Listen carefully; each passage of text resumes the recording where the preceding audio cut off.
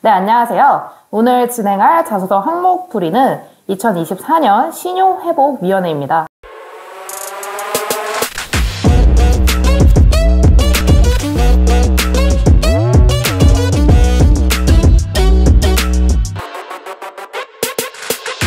와우. 이번에 진행할 자소서 문항은 마지막 문항인데요. 바로 5번 문항입니다. 네, 5번 문항이 살짝 까다롭죠. 5번 문항은 5-1과 5-2 둘 중에 하나를 선택하면 되는 문항인데요. 아무래도 취준생인 딥등이 여러분들이 신용카드조차 사용해본 경험이 없기 때문에 5-1 이 서민금융제도를 직접적으로 이용한 경험은 없다고 생각이 듭니다. 따라서 이번에는 5-2에 초점을 맞춰서 자소서 문항을 풀이해보려고 합니다. 이 5번 문항, 과연 어떻게 접근을 해야 할까라는 의문점이 들 수도 있는데요. 우선 첫 번째로 취준생인 나, 신용카드, 대출조차 이용해본 경험이 없다. 그리고 두 번째, 이 서민금융제도라는 게 과연 무엇일까? 이런 두 가지 의문점이 있을 것이라 생각을 해요. 하지만 저희한테는 강력한 무기가 그 누구에게나 있죠. 네, 바로 인터넷입니다. 네, 발품을 좀 팔아야 돼요. 이 5번 문항은. 딥등이 여러분들이 인터넷에서 서민금융제도를 이용해본 후기들을 직접 찾아보거나 다양한 통계 자료들을 통해서 직접 문제점을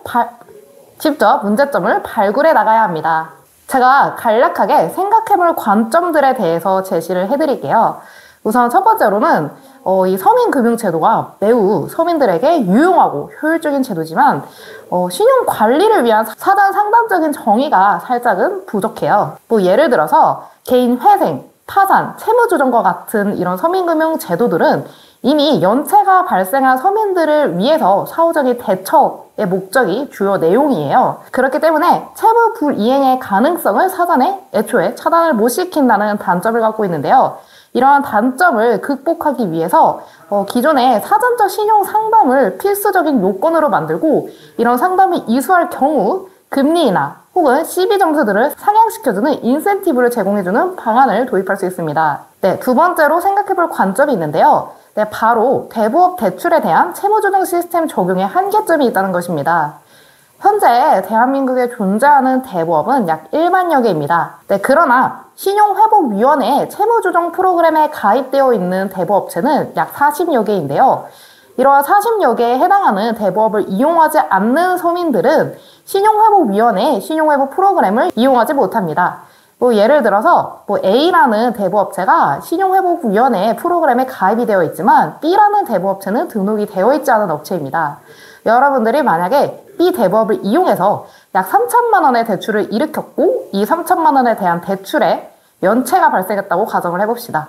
A를 사용한 고객은 신용회복 프로그램을 활용하여 연체를 극복할 수 있지만 B 대부업을 이용한 고객은 애초에 신용회복 프로그램에 접근하지 못한다는 장애물이 생깁니다. 네, 세 번째로 생각해볼 관점이 있는데요. 바로 단기 연체를 막을 수 있는 제도는 부족하다는 것입니다. 네, 신용회복위원회에 세 가지 채무조정 프로그램이 있어요.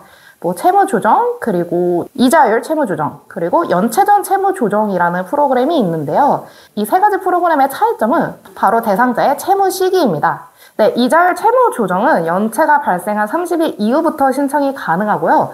채무조정 프로그램은 연체 3개월 이후부터 활용 가능한 프로그램입니다. 이런 프로그램들에 한해서 보자면 30일 이전에 발생한 연체자는 결국 신용회복위원회의 채무조정 프로그램을 이용할 수 없습니다. 30일 이전에 발생한 연체는 오로지 채무자가 부담해야 될 채무인 거죠. 네, 마지막으로 생각해볼 관점은 자영업자에 대한 지원이 부족하다는 것입니다. 제가 통계 자료를 하나 가져왔는데요. 이 통계 자료는 햇살론, 아니면 세이망 홀씨, 미소금융 등 대표적인 서민금융제도의 여신 상품들입니다. 통계 자료에 근거하자면 미소금융을 제외한 서민금융제도의 주 이용자는 근로소득자였습니다. 이 자영업자가 이 서민금융제도를 이용하기 어려운 이유는 소득 증빙에 있어서 불확실성이 크다는 이유인데요. 이러한 불확실성을 제거할 수 있는 제도적인 차원이 마련이 된다면 아마 자영업자에 대한 지원 정책이 확대될 것이라 판단합니다. 네, 그렇다면 이제 작성 프레임에 들어가도록 하겠습니다. 작성 프레임은 간단하게 두 가지로 이루어지는데요. 우선 첫 번째로는 서민금융제도의 문제점을 언급해 주시면 됩니다. 두 번째로는 필요한 개선점에 대해서 말씀해 주시면 됩니다. 네, 바로 작성 예시로 들어가겠습니다. 네, 서민금융제도 중 대출 심사에 아쉬움을 느끼고 있다는 말로 자소서 문항을 시작하고 있습니다. 그 뒤에 근거들을 대부업체와 비교하는 내용으로 구성해 보았는데요. 실제로 최근 4년 내에 대부업체의 신규 대출 취급액이 증가하고 있는 추세입니다. 그 이유를 살펴보니까 생활비 대출의 발생 취급액이 늘었고, 이 생활비 대출은 대부업체의 신규 취급액의 약 50% 이상을 차지하고 있었습니다. 이 생활비 대출의 특징이 있다면 바로 소액 대출이 많다는 것인데요. 그렇다면 이 소액 대출은 서민금융제도에도 충분히 이용할 수 있는 정책이 있는데 왜 사람들이 대부업을 이용할까? 그 이유를 살펴보았습니다. 그 이유를 살펴보니 바로 대출 심사 절차 과정에 문제점이 있다는 것을 알게 되었던 거죠. 대법인 경우 신청자가 바로 대출 신청을 한다면 3시간 이내에 상담원이 콜백을 해서 해당 프로세스를 완벽하게 마무리 짓는 구조를 갖고 있었습니다. 그렇지만 서민금융제도, 즉 햇살론과 미소금융과 같은 제도들은 대출 심사 절차가 매우 복잡했는데요.